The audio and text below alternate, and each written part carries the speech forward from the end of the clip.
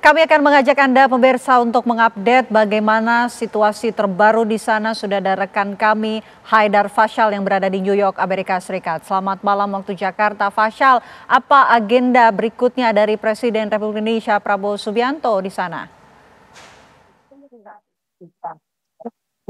Ya baik Vena dan juga pemirsa, sebelum saya menjawab ke sana, mungkin saya juga ingin sampaikan juga bahwa memang kita ketahui bersama kemarin ini Presiden Prabowo Subianto telah berpidato di dalam sidang Majelis Umum ke-80 Perserikatan Bangsa-Bangsa di New York, Amerika Serikat, di mana ini pesan perdamaian, lalu juga solidaritas dan komitmen Indonesia terhadap isu-isu global ini menuai apresiasi dari pimpinan negara lain dan juga delegasi negara lain. Dan tidak hanya dari delegasi negara lain, Vena dan juga pemirsa, tapi pidato Presiden Prabowo Subianto ini juga diapresiasi oleh diaspora Indonesia yang berada di New York, Amerika Serikat. Selain bangga karena pada akhirnya selama 1 dekade absen dan pertama kalinya kepala negara Indonesia kembali hadir secara langsung dan berpidato di depan banyak kepala negara lainnya di sidang Majelis Umum Perserikatan Bangsa-Bangsa.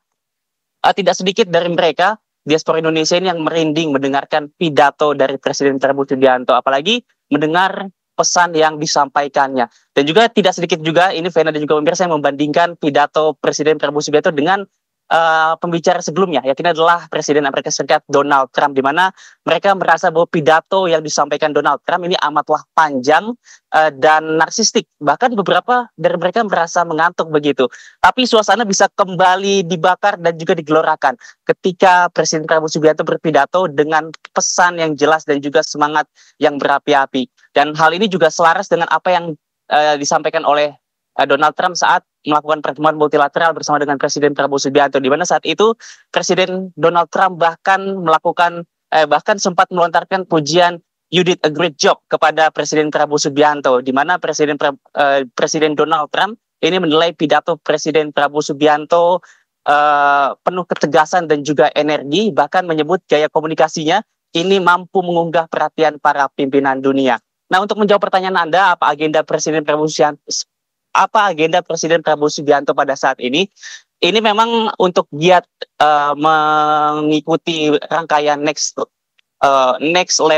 level week meeting di Perserikatan Bangsa-Bangsa ini sudah rampung. Vena dan juga pemirsa, untuk saat ini sendiri Presiden Prabowo Subianto dan juga rombongannya tengah bersiap untuk melakukan terima kasih keberangkatan Haidar ke Fasyal Kanada atas laporan Anda langsung dari New York, Amerika Serikat. Ya, kita lanjutkan diskusi kita. Sekarang kita mau membahas what's next, apa langkah berikutnya. Saya mau ke Pak Hidayat terlebih dahulu. Pak Hidayat, singkat saja, apa yang harus dilakukan untuk kemudian mendukung ataupun mewujudkan terwujudnya kemerdekaan di Palestina? Ya, dengan tambahan pengakuan dari beberapa negara yang sangat penting kan, ada Inggris, ada Perancis, yang keduanya adalah anggota tetap Dewan Keamanan PBB, tambah ada Kanada, ada Australia, ada Portugal, dan lebih dari 150 negara. Ini bottleneck-nya adalah bagaimana memaksimalkan potensi yang sudah ada, mengajak para negara-negara yang mengakui kemerdekaan Palestina untuk bersama-sama betul-betul konsisten dengan pengakuan itu, dengan misalnya dalam konteks PBB adalah melaksanakan seluruh ketentuan resolusi PBB, termasuk keputusan dari ICJ yang sudah diakomodasi menjadi resolusi PBB itu hendaknya juga dilaksanakan, termasuk juga keputusan ICC. Itu juga hendaknya dilaksanakan oleh anggota PBB yang juga anggota ICC. Dengan demikian maka menuju kepada Palestina merdeka semakin dimungkinkan, perdamaian semakin dimungkinkan, dan memang ya kan dalam konteks negara hukum ya siapapun yang melanggar peraturan ya harus diberikan sanksi, dan itu adalah penjajahan yang harus ditinggalkan oleh Israel. Baik, Pak Syaroni.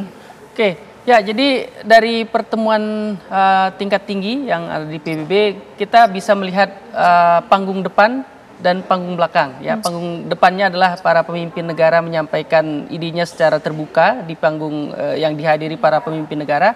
Kemudian yang berikutnya yang menarik adalah panggung belakang, di mana Trump bertemu dengan Presiden Prabowo, Presiden Qatar, Mesir, dan beberapa negara Arab.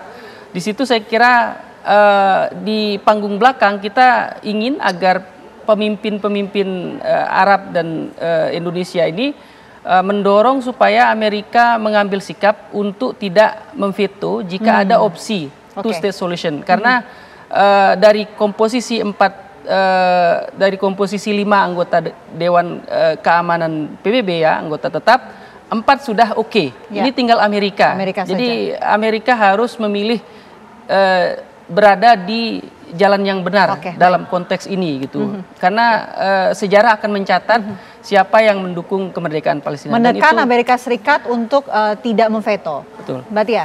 Ya, saya melihatnya sih ada 2 ya.